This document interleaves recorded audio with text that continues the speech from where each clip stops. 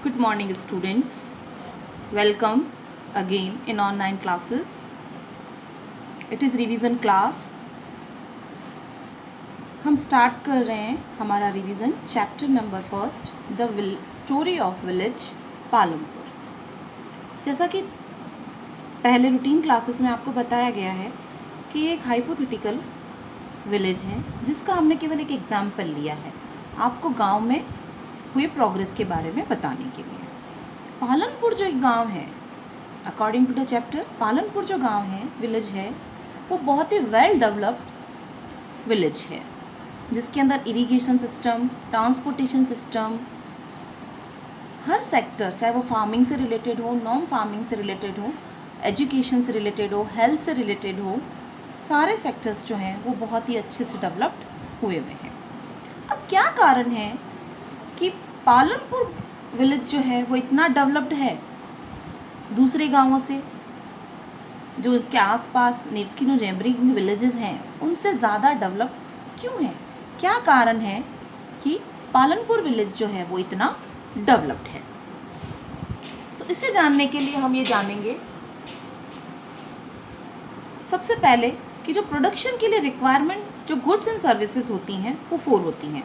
एक तो land, labour, physical capital and human capital. Land में जो धरती है, वहाँ की जो भूमि है वहाँ की गांव की, वो आया। लेबर माने वहाँ का काम करने वाला आदमी। Physical capital and human capital. Physical capital में वही मनी, सारा ये जो सिस्टम है वो आ जाता है। और दूसरा ह्यूमन कैपिटल। ह्यूमन कैपिटल के अंदर लेबर में तो हाथ से काम करने वाले लोग आते हैं और इसके अंदर आपकी जो नॉलेज है, अपने दिमाग से काम करने वाले लोग हैं, वो इसमें इंक्लूड होते हैं। तो ये चारों फैक्टर मिलकर आपके प्रोडक्शन को अच्छा बनाते हैं। और जब प्रोडक्शन डेवलप्ड होगा किसी गांव का, किसी डिस्ट्रिक्ट का, तो अपने आप ही वो विलेज क्या करेगा या वो डिस्ट्रिक्ट क्या करेगा? डेवलप्ड होएगा। तो जो पालनपुर विलेज था उसके अंदर प्रोडक्शन सिस्टम जो था वो बहुत ही डेवलप्ड था because of good land, good labour, good physical capital and good human capital. Because of that, the Palanpur village is a well developed village other than other village. Clear? अब क्या कारण है? क्योंकि वहाँ का irrigation system जो है वो बहुत अच्छा था।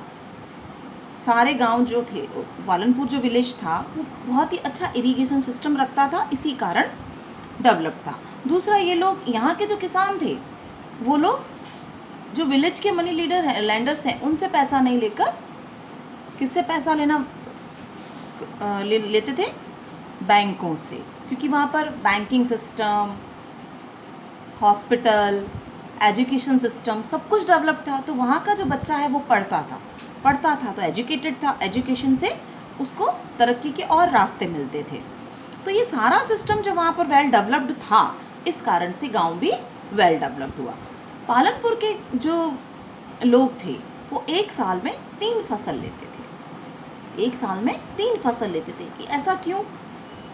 ऐसा इसलिए होता था कि यहाँ का जो फार्मर है वो मॉनसून पर डिपेंड नहीं था कि बारिश होएगी तभी हमारे यहाँ खेती होगी, ऐसा कोई सिस्टम नहीं था। सारे जो फार्मर्स थे, मतलब 3/4 जो भी आपका एग्रीकल्चर लैंड था उसका 75% आपके इरीगेटेड था वहाँ पर। तो वहाँ पर वो लोग मानसून पर डिपेंड नहीं थे, और मानसून पर डिपेंड नहीं है मतलब फसल अच्छी होगी। फसल अच्छी होगी तो लोगों की कमाई अच्छी होगी, कमाई अच्छी होएगी तो ये लोग डेवलप्ड होंगे और अपने गांव में सारी फैसिलिटीज़ को लेकर आएंगे। अगर मैं रोड्स की बात करूँ तो वेल कनेक्टेड थे, रोड्स थी बहुत अच्छी डेवलप्ड थी, तो वहाँ पर जो माल होता था वो आराम से वो लोग दूसरे विलेजेस में, डिस्ट्रिक्ट में ले जाकर उसको सेल आउट कर पाते थे। इलेक्ट्रिसिटी प्रॉपर थी, इसलिए पंप सेट वगैरह चलाना उनके लिए बहुत आसान था। ये लोग फुल इरिगेशन का फैसिलिटी का फ़ायदा उठा सकते थे। दूसरी बात करूं, उनको चाहिए पैसा। गांव में बैंक की फैसिलिटीज़ थी, इसीलिए जैसे जैसे किसानों को पैसा चाहिए था, क्योंकि उगाने के लिए, फसल उगाने के लिए भी तो पैसा चाहिए होता है, तो वो जो पैसा चाहिए वो उनको सस्ते इंटरेस्ट रेट पर, बहुत ही चीप इंटरेस्ट रेट पर बैंक प्रोवाइड करवा देते थे, तो उनके लिए चुकाना आसान था। तो वहाँ के जो फार्मर्स थे वो डेट ट्रैप में नहीं फंसते थे, वो आसानी से अपना लोन वापस बैक कर सकते थे, लौटा सकते थे। तो ऐसा सिस्टम भी उनके लिए पैसा हो गया, लेबर वहाँ का अच्छा हो गया, पूरा मानसून पर डिपेंड नहीं होकर इरिगेशन सिस्टम बहुत ज़्यादा अच्छा डेवलप था। अब वहाँ का 75% पीपल एग्रीकल्चर में इन्वॉल्व्ड था। अब बाकी के लोग कहाँ जाएंगे? अब बाकी के लोग कहाँ जाएंगे भाई? 25% लोग भी तो कहीं ना कहीं इन्वॉल्व होंगे अपनी कमाई के लिए। तो वो सारे नॉन फार्मिंग एक्टिविटीज़ में इन्वॉल्व थे। अब फार्मिंग एक्टिविटीज़ जो होती हैं वो नॉन फार्मिंग एक्टिविटीज़ को सपोर्ट भी करती हैं।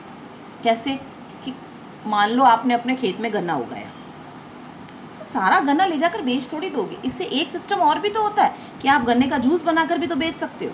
तो वहाँ पर ये फैसिलिटी भी थी कि वहाँ का जो प्रोडक्शन था उसे आप इस सेकेंडरी फंक्शन में काम में ले सकते हो। तो वहाँ पर शॉपकीपर्स, ट्रांसपोर्टेशन सिस्टम, ये सारा भी बहुत अच्छा डेवलप था। डेयरी फार्मिंग और ये सारा बहुत अच्छा, हम जो कहेंगे ना नॉन फार्मिंग सिस्टम, वो भी बहुत वेल डेवलप्ड था। इस कारण वहाँ के लोग अच्छी तरक्की कर रहे थे और वो गाँव को डेवलप्ड बना रहे थे। तो टोटली यहाँ पर कहने का क्या मतलब रहा कि पालमपुर विलेज के डेवलप्ड होने का मेन कारण क्या था कि वहाँ पर लैंड बहुत अच्छी थी, लेबर अच्छी थी, फिजिकल कैपिटल मौजूद थी, ह्यूमन रिसोर्सेज मौजूद थी। इन सभी के कारण वो वेल डेवलप्ड था।